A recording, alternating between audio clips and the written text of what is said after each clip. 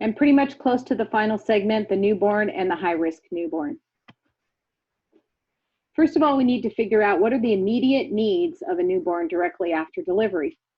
And the most important thing is to establish respirations, just like adult folks. If you don't have respirations, you don't have oxygen, you're not breathing, it's not going to be good for the outcome. You need to assign an APGAR score. And on the next slide, we'll show you the APGAR score chart, but I'll give you the idea that if it's 0 to 2, that child is severely depressed. If it's 3 to 6, they're moderately depressed. If it's 7 to 10, they're in good condition. Now, when do we assign an APGAR score? We wait for an entire minute to assign the first APGAR score, and then 5 minutes after that to assign the next APGAR score. So the APGAR score is not a good indicator of whether or not to do resuscitation. This is the APGAR chart. You can either get a 0, a 1, or a 2. If the heart rate is absent, there is no respiratory effort, the baby is limp, no grimace or sneeze or cry, and they're cyanotic, that's a 0 APGAR. That's basically a baby who is not living. If you have that kind of APGAR at 1 minute of age, we are in full resuscitation. If you have a baby who has a heart rate of less than 100, but they've got some flexion, a little bit of a weak cry, but he's sneezing a little and he's pink, you might have a 1, 2, 3, 4, 5, 6 APGAR. That's still not a very good APGAR. That's moderately depressed. You can see most of our babies have somewhere between an 8 and a 9 APGAR. Their heart rate's over 100, good strong cry, active motion, sneezing or crying again, and their body is pink with acrocyanosis. That would be an APGAR of 9.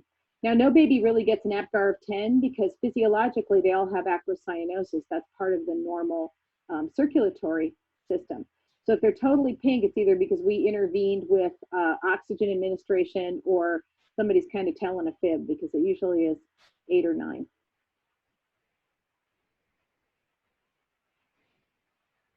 We want to maintain their temperature. We want to keep them from getting cold stress. We want to dry them off pretty quickly and pretty thoroughly. We need to do the eye treatment that we talked about before, is the one treatment that's legally required to keep them from getting that infection in their eyes, prevent that ophthalmia neonatorum. And the vitamin K shot, because babies are lacking their clotting factors. They don't have any bacteria in their stomach. Their gut is sterile. They need to establish enough feedings to have bacteria in their gut. So we give them the vitamin K shot to promote clotting. Now, before they had vitamin K shots, back in the Old Testament of the Bible, they did the circumcision at day 8 of age, because that's about when the clotting factors start to manufacture naturally based on the bacteria that's in the gut. The changes that happen in the newborn, there's circulatory changes, and that's at their first breath. The first time they take a breath, and the clamping and cutting of the cord starts the process, and you first get closure of the foramen ovale and closure of the ductus arteriosus. Those are the shunts that go around the lungs and keep the lungs from having to work when they're in utero. So those close, and then the umbilical arteries become obliterated. The hemoglobin and hematocrit are somewhere between about 14 and 20. The lab will call frequently because they'll say, oh, this is a critical hemoglobin, it's too high, but that's normal for a baby. So you kind of need to know what the normal amount is. And white blood cells can range between 6,000 and 22,000. 22,000 seems pretty high. That's another one we'll get a phone call on. But if their white blood cells are pretty high, we usually do a repeat CBC and a blood culture to make sure it's not an infection that's causing their white blood cells to be high. All babies have immature livers, causes some component of physiological jaundice. And we'll talk about that with the high-risk babies. What's the difference between physiological and pathological jaundice? When we want to look at the placenta, we're looking for the vessels in the cord. We want 3 vessels in the cord. The way you remember it is to remember a woman's name, Ava. That's artery, vein, artery. Vav is not a woman's name, V-A-V, so you know it's not 2 veins and an artery. So if you remember that, that makes it easier. If you're going to have a 2-vessel cord, you're going to have 1 artery and 1 vein, not 2 arteries. And you never have 2 veins. So You have to have an in and an out or you won't have life. And this is just a picture of a placenta. Happens to have an insertion on the side of the placenta, but that doesn't make any difference. You can see how the vessels go from the cord onto the surface of the placenta. We want to do the assessment for gestational age because we want to figure out if they're greater than 37 weeks, which is a term baby, or less than 37 weeks, which is a preterm baby. Birth weight's important. We want to find out if they're average for gestational age or small for gestational age or large for gestational age. And the weight and the measures will help us figure that out. 5 to 10% of weight loss is normal in a baby. More than that, we need to do further investigation of why that baby is losing so much weight. And that might be that they're not eating adequately, or it could be some other reason. When we do a newborn assessment head to toe, we're going to look at the skin. We're looking for the lanugo. That's that downy hair that's all over their shoulders and usually partially on their legs and their arms. Vernix, that's that thick covering of skin protection. Milia, those are those pinpoint pimples that are on the baby's nose. I've gone into a room with a 17-year-old mom who's trying to pick the milia off her baby's nose, and I had to say, no, that's not a good idea to do. She thought that they were zits on her baby. Just plugs sebaceous glands. Mongolian spots, they can get mistaken for bruises on the buttocks or on the shoulders. Actually can happen anywhere. Those spots can occur anywhere in a dark skinned baby or an olive skinned baby. Nevus. Nevus is another kind of birthmark. This happens to be a hairy nevus. They're not all hairy, but they are definitely different pigmentation from the rest of the body.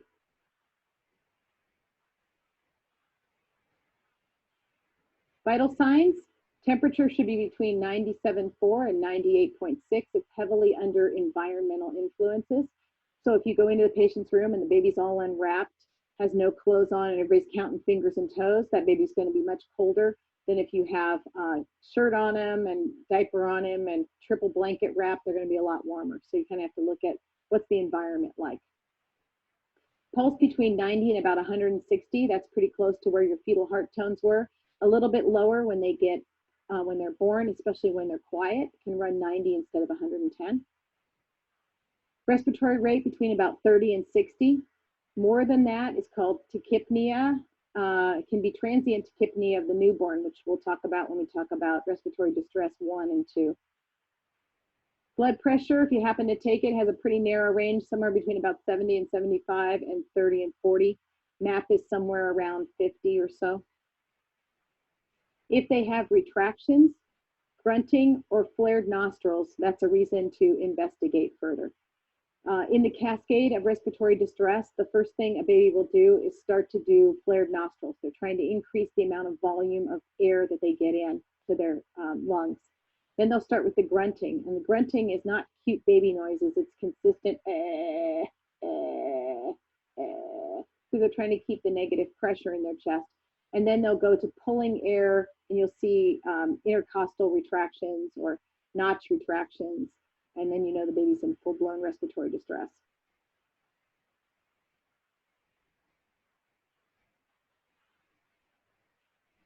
When you're doing assessment on the head, we're looking for caput and the difference between caput and cephalohematoma. Caput is edema that crosses the suture lines, and the picture on the second one is a picture of caput. The top baby is a picture of molding. When the suture lines and the skull bones overlap, you can see the suture line on that baby. Those are overlapping suture lines. On this poor baby down here on the bottom, he's got a cephalohematoma. That's a big blood bump in the middle of their head. It doesn't cross the suture lines. There's another better picture here. You can see the bump on their head. The way you can remember the difference between a cephalohematoma and a caput is you think about your body doesn't want to bleed unendingly. So the blood is going to be trapped and doesn't cross the suture lines. The edema can be diffuse all over the backside of the head. So if it's a distinct bump that doesn't cross the suture lines, it is a cephalohematoma. If it's a big bag of jello, it's a caput. If they have seizure activity, that's a reason to do further investigation. If they have bulging fontanelles, you got to do the assessment and you can feel the fontanelles are bulging. That can be high intracranial pressure. If they have depressed fontanelles, it can be dehydration. That usually doesn't happen until after delivery. I've never seen a newborn baby born dehydrated, because even if mom is dehydrated, they still aren't born with depressed fontanelles. With their chest and their abdomen, you want to investigate if a murmur lasts more than about 4 to 6 hours. If there's a knot on the clavicle or crepitus, as remember, crepitus is the trapped air underneath the surface of the skin, and it's like Rice Krispies. It goes crunch, crunch, crunch, crunch, crunch. And that can be broken clavicle and trapped air. Two vessel cord, if you look at the cord and there's only one vein and one artery. If they have an umbilical hernia or exudate, the picture on the bottom is an umbilical hernia. It's pretty obvious that that's on the flat abdomen. There's stomach contents pushing up through the umbilicus. A distended abdomen, especially if you don't have bowel sounds, or it's very hard, that can be a problem. You can have a blocked intestines if you don't hear bowel sounds. Genitalia, you have to investigate if you cannot identify the sex of the baby, if you have ambiguous genitalia. You look at it and you say, I don't know if that's a small penis or a large clitoris. I don't know if those are labia or testicles. So in order to figure that out with these ambiguous genitalia kids, you have to actually run chromosomes and figure out what they are genetically, chromosomally. And then the parents have the choice of either raising them what they are chromosomally, which they encourage them to do now, even if it means they will never have working genitalia, or they can change them. We used to always say it's better to be a girl than to have a non-working penis, but there's been lots of cases of people that happened to that went on to commit suicide because they never felt right in their bodies. So we just have to figure out what they are and give them good support. If a boy has undescended testicles, that's worth further investigation. This is on a full-term baby. They descend at about 36 weeks gestation, so we'll make sure that they're there. Hypospadias is a picture of hypospadias. When you look at it, it looks as if the hole is on the top of the penis, but actually the hole is down below, right above where the testicles are. That's where the meatus is. Got to make sure we know where the urinary meatus is. I mean, it have to be looked at by a urologist and surgically repaired. In a girl, you want to investigate excessive vaginal bleeding. They may have a small amount of vaginal bleeding. That's under mom's hormonal influences, but excessive vaginal bleeding is not normal. Urine, it's normal to have peach-colored crystals. Those are uric acid crystals. When you look in the diaper, they don't look bloody. They just look peach-colored. Normal output is 1 wet diaper per day of age until the milk comes in. Milk comes in, remember, at about 3 to 5 days of age. So for the first day of age, they should have 1 wet diaper. For the second day of age, 2 wet diapers. Third day, 3 wet diapers. And then it becomes 6 to 10 wet diapers a day. Remember back to if they're exclusively breastfeeding, colostrum is small volume but high calorie. So they don't urinate very much, but they have lots of stools.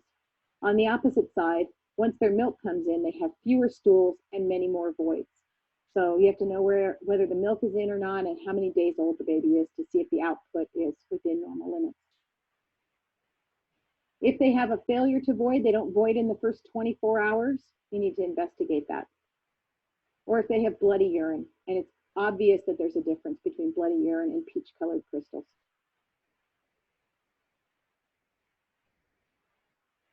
When you're checking the fingers and the toes, the parents always want to know, does he have 5 fingers and 5 toes? And you start to count, and you, like the toes on the top, you go 1, 2, 3, 4, 5, 6. Polydactyly is more than 5 digits. In the lower left, those are split thumbs, got 1 extra digit. That's hand surgeons that can take care of that, and it's not an emergency to do right away. It's disturbing for the parents, but it doesn't, it's not an emergency surgery to do. Syndactyly is fusion or absence of the digits. You can see in this, they've got the one in the middle has the final 3 digits fused, and the one on the far right-hand side has 2 digits that are fused. Again, that's a hand surgeon's job, and they wouldn't do that until they're a little bit older age. We're looking also at the palms of the hands because we want to see if there's a simian crease. Simian crease is consistent with Downs. You can see that the crease on the bottom of the picture of the hand is one crease straight across the hand. Doesn't mean if you have a simian crease that you necessarily have Downs. I know you're all now looking at your hands, trying to figure out if you have simian creases. It's not diagnostic. It's one of those, it's associated with it. So it's just one of the markers. But some people have a simian crease and don't have Downs. Club feet is the other one that you were looking for when we look at these babies. You can see that that foot on the left-hand side is turned in toward the inside of the body. When you try to turn that baby's foot back out, it will just stay in that position. That's truly a club foot. That requires an orthopedic consult. They try to start repairing those fairly early, not when we're in the hospital, but they go out and do an orthopedic surgeon consult.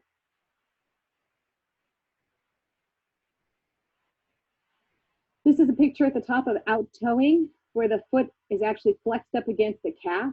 Again, that's not a normal position for a baby's foot to be in, and that's an orthopedic surgeon that would have to evaluate that, make sure that it's before they're in the walking stages, before they would have an effect on their gait. And then those babies, especially like we saw the picture earlier of the baby that was breached and had been breached for a while, and the legs are flexed outwards and upwards, we need to do an Ortolani's maneuver. That's to check for hip dysplasia. The legs get flexed up toward the body and rotated out. And if they have a hip click, that can be hip dysplasia. Or you can just do creases. If you hold the baby upright and hold the legs out, you can see that the leg creases are not symmetrical. And that can be an indicator of hip dysplasia as well. You look at their back, if they have a spina bifida, this is obviously a spina bifida, an open spina bifida. We don't have that much in this country anymore because people take folic acid before they get pregnant to prevent the spina bifidas and the cleft lip and palates. Also, we have ultrasounds, and if people see this on an ultrasound, they're more likely to abort the baby instead of carrying it to full term, knowing that it's going to have issues. So we don't see those very often. But a full spina bifida like this needs care at delivery. This would not be a normal thing to see, but a pilonidal dimple, like in the lower picture, you might see more frequently. That's just a dimple right up above the tailbone. Can be a spina bifida occulta. It's worth having a physician evaluate it, get an ultrasound, see what's below the surface. If they don't have any stool for 24 hours, that's another reason to investigate. Just because you can pass a thermometer doesn't mean that you have an intact system, intact GI system. If you can pass a thermometer, you have at least an intact anus, but it doesn't mean it's connected to the colon above it. You need to pass stool and be able to pass a thermometer. You can have an imperforate anus if you can't get a thermometer in to evaluate the temperature. We don't just keep pushing past it. They have an imperforate anus, you stop and you take the temperature axillary and make a note. This is a picture of an imperforate anus. It looks like there's a hole there, but it's really a covering over the top of it, and we don't want to affect the integrity of that. If they have diarrhea, that's not normal for a newborn baby. That's something that needs to be investigated. If they have bloody stools. So bloody urine or bloody stools, neither one of those is normal. Neuromuscularly, we do a bunch of different neuromuscular evaluations to make sure that the baby's meeting what they should as a full-term baby. Rooting reflex they should have. You touch the cheek, the baby turns toward that stimulus. That's one of those things you want to teach the parents when they're breastfeeding. Don't touch that cute cheek that's up on the top because that baby will unlatch and turn toward the stimulus. Sucking, all babies have sucking reflex. They'll suck on anything that comes close to them, fingers, nose, whatever. Moro reflex is the startle reflex. All you got to do is bump the bed or bump the baby or talk loud or drop a spoon in the room and they'll startle. Crawl reflex, you put them on their belly and they'll do a little crawl for you. Step dance, if you hold them upright, put some weight on their feet, they'll do what looks like a newborn step or dance. Gag reflex, I think everybody's seen a baby do a gag reflex. That should be intact. And a grasp reflex. They have not only a hand grasp, but they also have a foot grasp reflex. and Babinski, where you stroke their foot and their toes flare out. That's normal for a baby. It's not normal for an adult to have a positive Babinski, but it's normal for a baby to have a positive Babinski. Select all that apply. A nurse performs an assessment on a newborn, 39 weeks gestation, with APGARs 8 and 9. Which are not normal findings in a newborn of this gestational age? A slight heart murmur heard at 6 hours of age, overlapping skull bones, bluish hue of the fingers and toes, slightly incurving pinna, expiratory grunting with respirations. So we hear on a full-term baby who has APGARs of 8 and 9, he started out good. A slight heart murmur at 6 hours of age is too long, so that would be not normal. Overlapping skull bones is normal. Bluish hue of the fingers and toes is normal. Slightly incurving pinna. Slightly incurving pinna means the top of the ears is curved over. That's actually a good thing. Expiratory grunting with respirations is not a normal finding either. If they're grunting with respirations, that's a reason to do further investigation. Which finding in a full-term neonate is not a normal result of maternal hormone influences and needs to be reported? Undescended testicles, enlarged breast tissue, vaginal bleeding, or linea nigra. When you're thinking of those, which ones of those are maternal hormone influences? Number one is not under maternal influence, hormone influence, so that is the correct answer. It's asking which one is not a result of hormone influence. Enlarged breast tissue, vaginal bleeding, and linea nigra are all results of mom's hormone influences and will go away when mom's hormones are out of the baby's system. A newborn infant, 37 weeks gestation, displays tremors, lethargy, and has an axillary temperature of 96.2. What action should the nurse take first? Pick up the infant to provide comfort.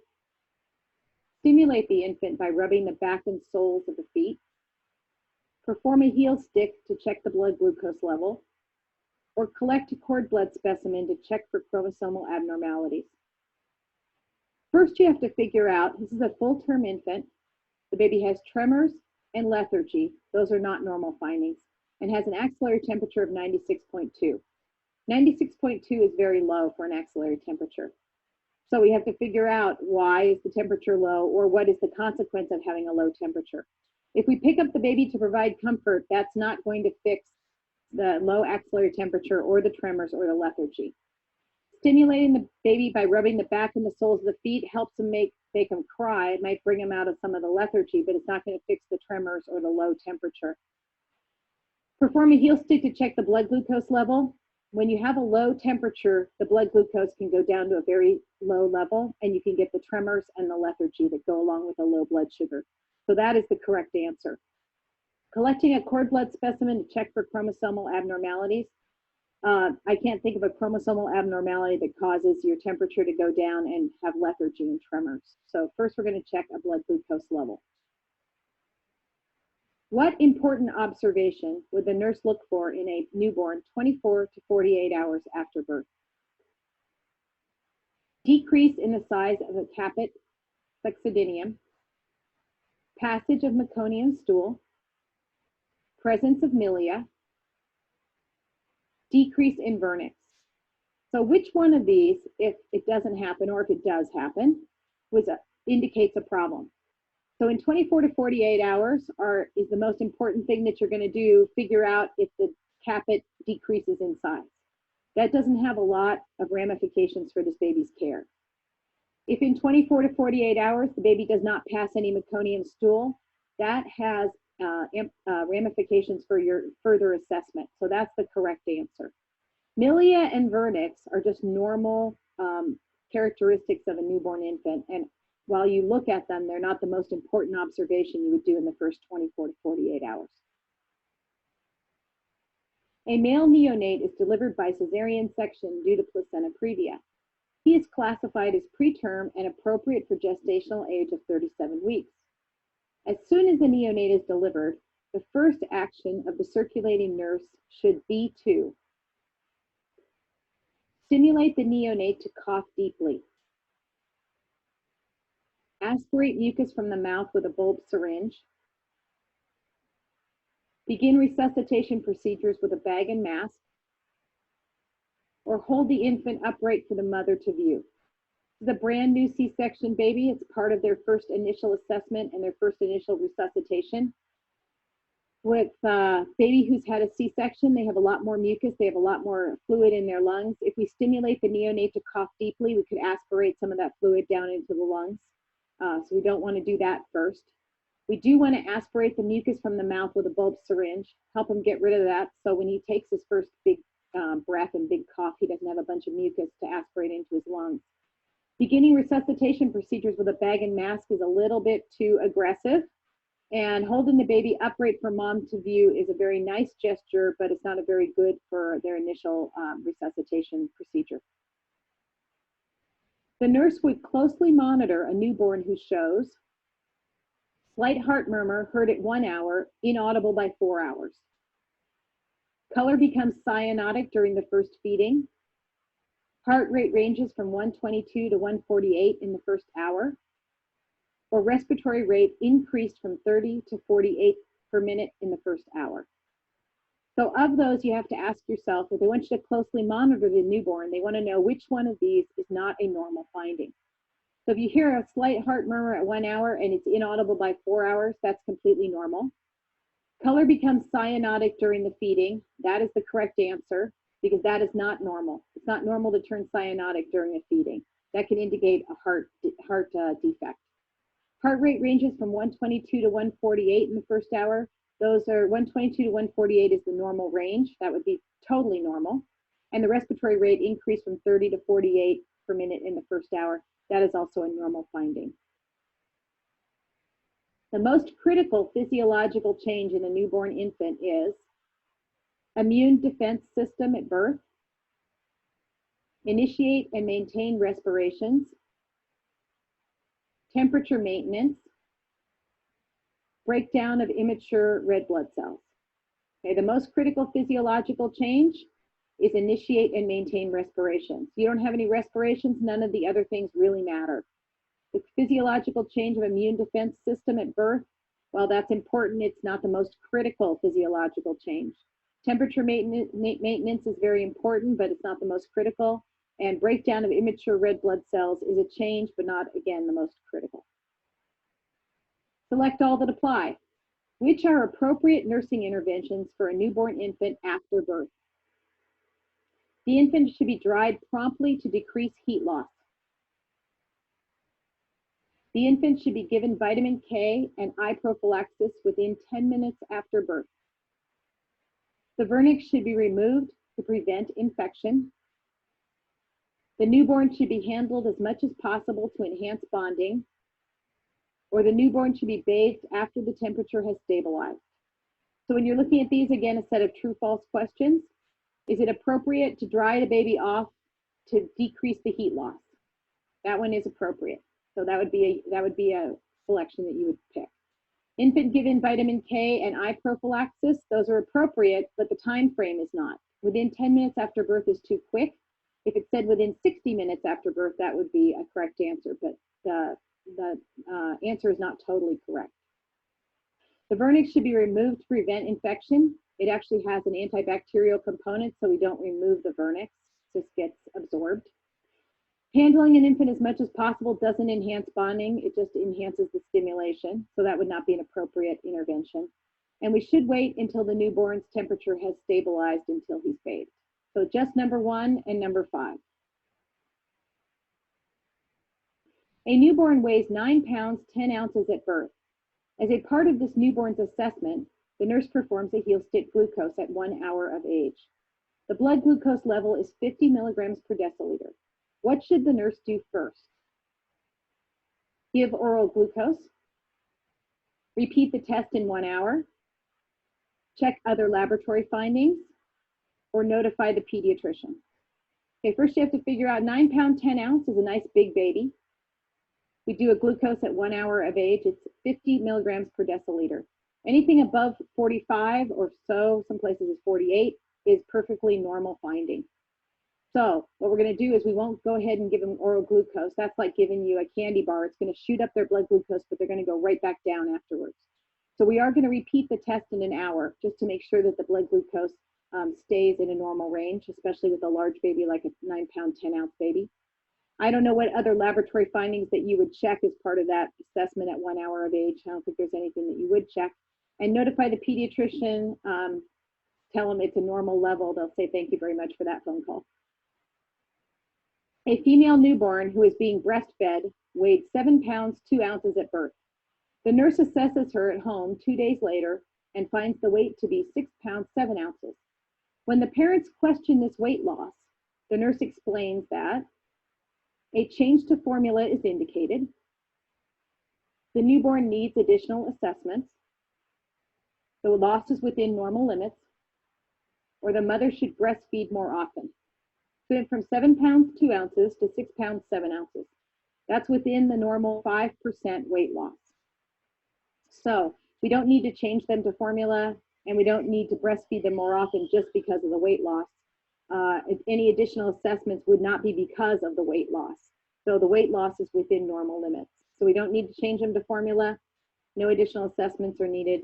Weight loss is normal. The mom doesn't need to breastfeed more often just because of the weight loss. Okay, we're going to move on to high-risk neonates. High-risk neonates are those neonates who have conditions like sepsis, an infant of a mother with diabetes, drug dependency, respiratory distress syndrome, and hyperbilirubinemia. This happens to be a little picture of a baby who looks pretty yellow. It looks like his color of his blankets. He's got a case of hyperbilirubinemia. So we'll talk about each of those individually. Sepsis, we think of the torch infections, and those are, the T is toxoplasmosis, the O is other, which is like a junk group of hepatitis A, B, or C, and group B beta strep. R is for rubella. This happens to be a picture of a baby with congenital rubella. They call it blueberry muffin skin because they get this pretty distinctive looking pock marks. The C is cytomegalovirus. You get that if you work in pediatrics or in childcare. Kids tend to carry around CMV. And the H is herpes type 2.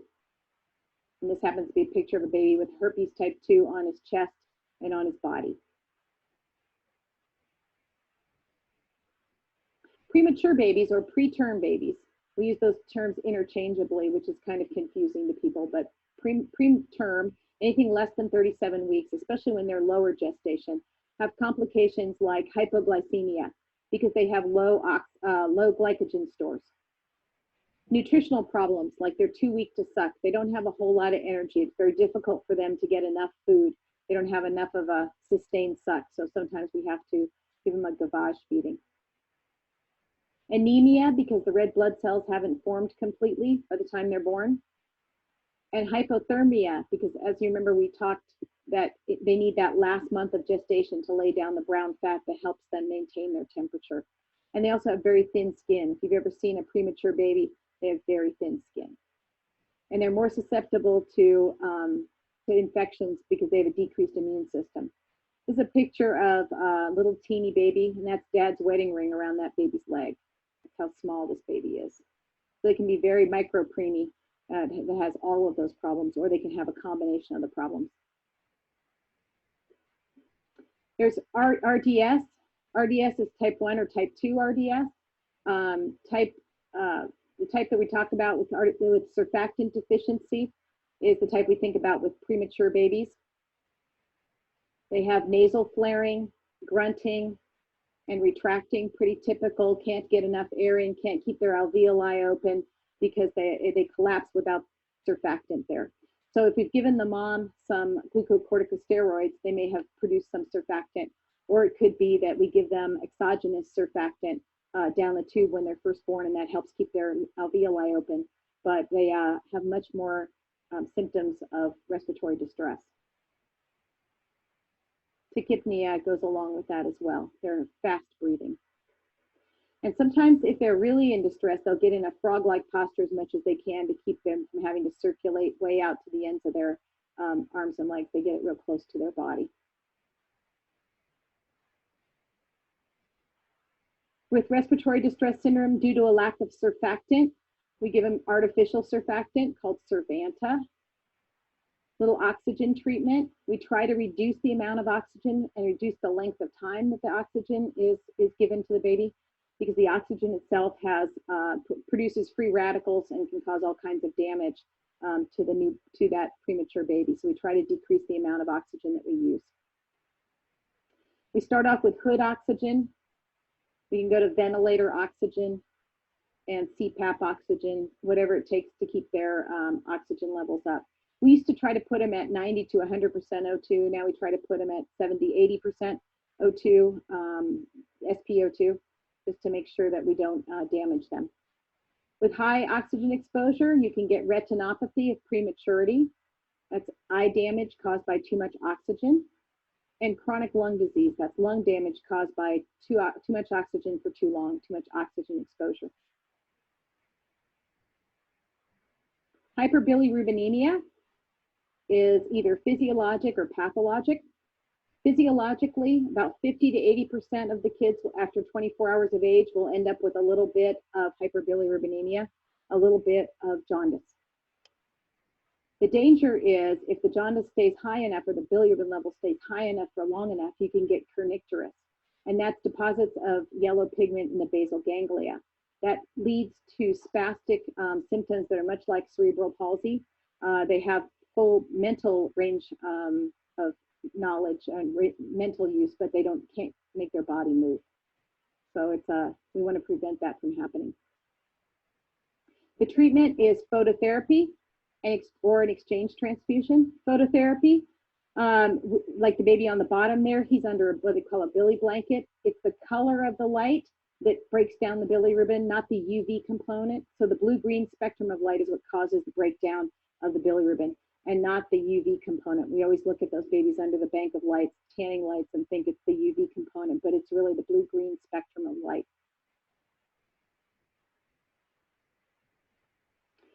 The way that you can remember how a preterm infant has a difficulty or what difficulties they have is remember the acronym TRIES. A preterm baby tries, and that's temperature regulation, resistance to infection, immature liver, elimination, and sensory perceptual function. Temperature regulation is difficult for them because they don't have the brown fat layer that full-term babies have, so it's difficult for them to keep their temperature regulated. They don't have an immune system that's functioning like a full-term baby. The immature liver, they can't process the breakdown of the red blood cells, and they get more jaundice. And their blood-brain barrier is not as firm as it is or not as good as it is when you get to be a full-term baby. And so you get the blood-brain barrier issues. Elimination, they can get NEC, which is necrotizing enterocolitis, and that can cause them to lose a portion of their gut, which can lead to the baby not surviving. And sensory perceptual function, they're not mature enough to be out in the outside world, so they can't stand all of the noises in the NICU and all of the handling. So we try to cluster their care and try to keep them from having too much noise. Okay, the last thing about newborns, that high-risk newborns, is neonatal AIDS. Transmission, we talked about before when we talked about maternal AIDS, is it does cross the placenta. It's enhanced when you have more contact with mother's blood, so we want decreased contact with mom's blood as much as possible. It's present in the breast milk, so breastfeeding is absolutely contraindicated. Treatment, we begin AZT immediately after they're born as quickly as we can. Continue with mom's treatment, but add in baby's treatment. And bathe them immediately. Even if they're a premature baby who doesn't have much temperature regulation, better that you get the blood off of them than you have blood exposure. And they need follow-up care in the clinic. And always use universal precautions. It's not going to be the patient that you know has the disease that you're going to end up exposing yourself. It's going to be the one you don't know. So always use your gloves. I don't care what everybody else does. I don't care how many people you see that don't use gloves. Always use your gloves. Okay, adolescent pregnancies. Adolescent pregnancies. This is from a wonderful website called uglydress.com. If you have lots of time, you can go surf off uglydress.com. This is actually her prom dress with her pregnant belly hanging out of it and her little corsage on her wrist. So whoever thought this was a good idea, it probably isn't. All adolescent pregnancies are high risk because of their emotional maturity. You can tell that from that picture, and their physical development. They are not physically developed fully. Assessment is you want to look at her personal and her family health. What are her support systems? What are her plans for her infant? Does she have any involvement of the father or the baby? And what's her nutritional status? Because we know that teenage girls don't eat very well. So you have to look at their nutritional status. Teaching, according to Joint Commission, all teaching has to be not only culturally appropriate and in the correct language, it also has to be age appropriate. So if you've got an adolescent who didn't graduate from any more than junior high, then all the teaching that you do has to be age appropriate and level of reading appropriate. We encourage them to get prenatal care and encourage them to do their own problem solving because they're going to be responsible for this baby. So if she comes in with another person, we encourage them to do their own problem solving. And they need referrals, like school referrals and parenting classes and support groups and social services and the option of adoption as well. Social services can provide lots of help for you with that. Okay, this is just a graphic of some of the important parts of life, the secrets of life. On the left-hand side, it's keep up a high sense of self-esteem. Always choose your friends carefully. Don't let yourself get tricked by people. Never stop being inquisitive. Rest and relax. Think about the past sometimes. He looks like he's thinking about birth there in the bottom left-hand corner. Take care of yourself whenever necessary. Go to the salon, go get that pedicure. And if nothing else helps, let it out. The mother of a newborn on an apnea monitor tells the nurse that her baby looks so frail and sick. The most appropriate response for the nurse to make is, your baby has a life-threatening illness. The baby looks fine. You haven't seen many really sick babies. I know how you feel. My baby was sick at birth and now he's fine. It must be difficult to see your baby look this way. I think there's two in here that are clearly not therapeutic that we can get rid of right away. And that's number 2 and number 3. Now, to tell somebody that their baby looks fine and they just haven't seen very many sick babies, or I know how you feel and my baby was sick at birth and now he's fine, one is not very therapeutic and the other is false reassurance. Don't ever use your own experiences as reassurance for the patient. So now we have your baby has a life-threatening illness, or it must be difficult to see your baby look this way. While number 1 might be true, it's not a very therapeutic thing to say. So the most appropriate response is to say, it must be difficult to see your baby look this way. Which task is appropriate for the nurse to delegate to an experienced nursing assistant? Now you have to ask yourself, this question is trying to throw you off the track from the very beginning. Does it matter if your nursing assistant is experienced or she just graduated from nursing assistant school yesterday? No, it doesn't matter as far as what you're able to delegate to them. So keep that in mind when we're doing the answers here. Obtain a diet history from an adolescent client recently admitted with hyperemesis gravidarum. Obtain a clean catch urine specimen from an adolescent client suspected of having a urinary tract infection. Observe the amount and characteristics of vaginal fluid from an adolescent client recently admitted with premature rupture of membranes. Observe a client who is newly diagnosed with gestational diabetes, practice injection techniques using an orange. So you know with a nursing assistant, you can't give away assessment and you can't give away teaching. So that's going to get rid of a couple of these right off the bat. And that's going to get rid of number 3 and number 4. Observe the amount and characteristics of vaginal fluid. That's part of your assessment. You can't delegate that one away. And observe a client who's newly diagnosed with gestational diabetes, practice injection techniques. That's not only teaching, that's return demonstration. You can't give away that either. So now you either obtain a diet history from an adolescent client with hyperemesis or a clean catch urine specimen from a client who's suspected of having a urinary tract infection.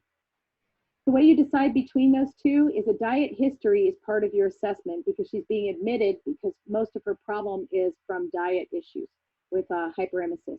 So the only one that you can give away, because it's not part of the assessment per se, is a clean catch urine specimen from an adolescent suspected of having a urinary tract infection. A home health nurse is planning a schedule for visiting clients. Which client should the home health nurse visit first? Again, we're going to delegate, or we're going to figure out, prioritize who goes first. A 4-day-old infant with a total bilirubin level of 20.2 with orders to begin phototherapy.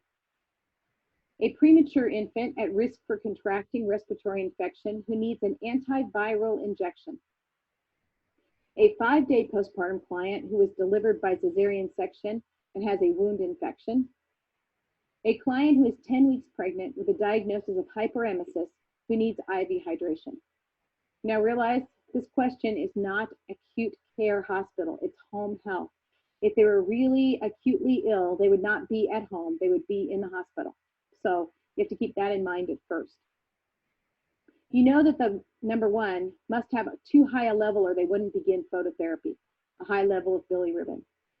Levels of bilirubin will not come down until you start phototherapy. So he's either going to stay the same at 20.2 or go higher. And you know that they run a risk for kernicterus. So that's the correct answer. Number two, the premature baby who's at risk for contracting the respiratory infection, the antiviral injection is not a treatment. It just helps them with boosting up their immune system to ward off the respiratory infection. It's called Synagis, and it wards off RSV. We give it routinely on every 30 days when they're at home as a newborn or as a young premature baby. But it's not a treatment, it's a protective mechanism. So they don't need to be having that right away. 5-day postpartum client who has a wound infection. She's home, she's already been treating for that wound infection. You're going out and seeing her first isn't going to change her course of care. And the 10-week pregnant patient who needs hydration, IV hydration, if she waits another couple of hours, her outcome won't be terrible. But if that baby at the top waits another few hours to start phototherapy, his level's not going to go down. It's just going to continue to go up, and he risks the kernicterus.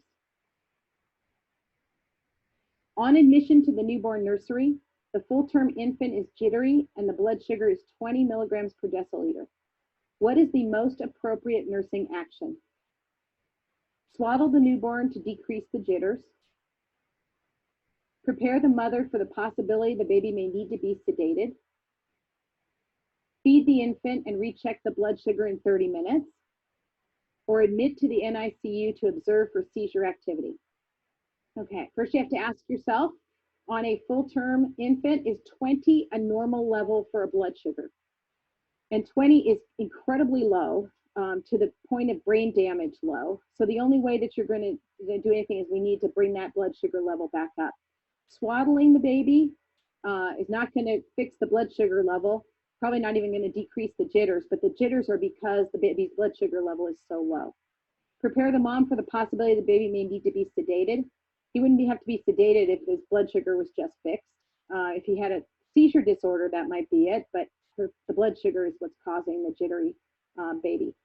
Feed the infant and recheck the blood sugar in 30 minutes is the correct answer, because without feeding them and without bringing the blood sugar back up, it's not going to fix your underlying problem.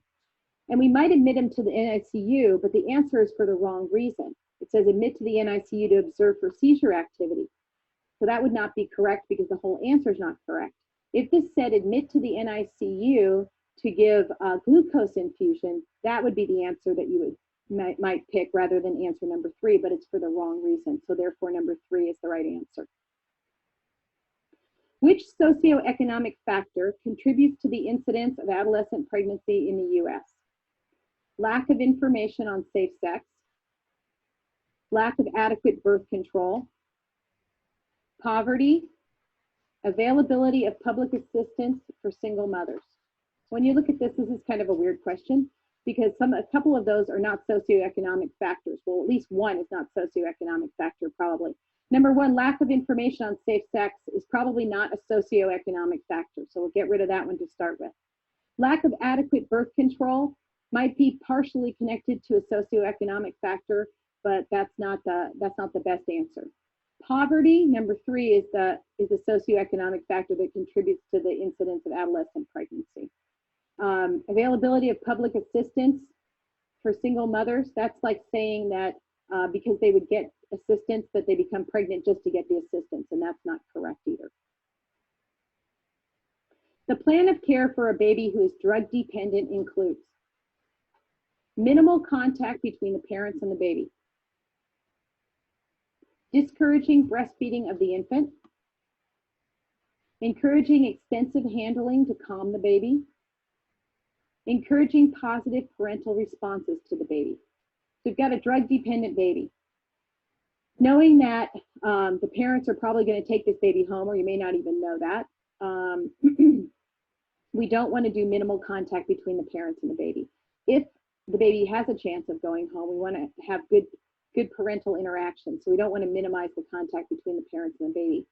We don't need to stop breastfeeding, because while there is some transmission of drugs from in the breast milk, the baby's already been exposed in utero, and there's no reason to stop breastfeeding. The positive parts of breastfeeding outweigh the negative parts.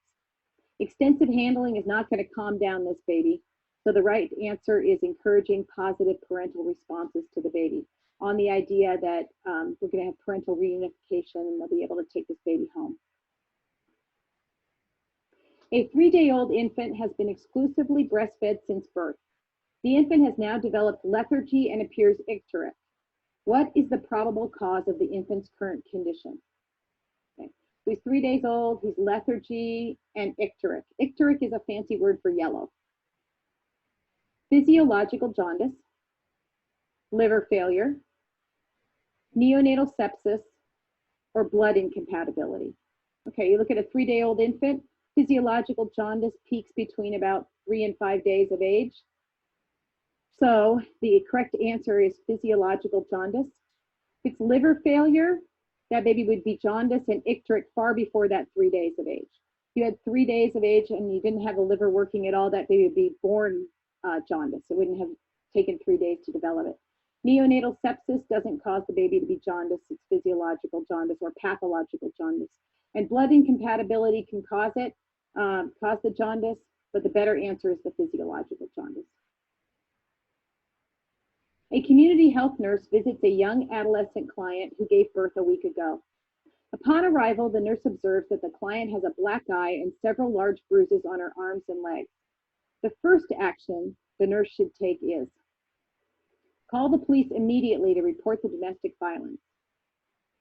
Interview the client alone to validate the origin of the injuries. Confront the partner about abusing the woman. Call Child Protective Services to remove the infant from the dangerous environment. Okay, while you are a required reporter, we need to first determine the origin of her injuries. So calling the police immediately to report the domestic violence before you have all the information is not appropriate. And confronting the partner about abusing the woman is certainly not appropriate. You're going to put yourself into a potentially dangerous situation. So that's a bad thing to do. That gets rid of number 1 and number 3. Calling Child Protective Services to remove the infant is, again, kind of the same, in the same vein as calling the police immediately. We don't have enough information yet to call CPS.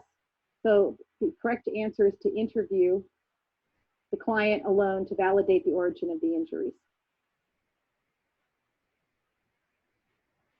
Okay, I'm going to give you the secret of how babies are really delivered. And that's the end.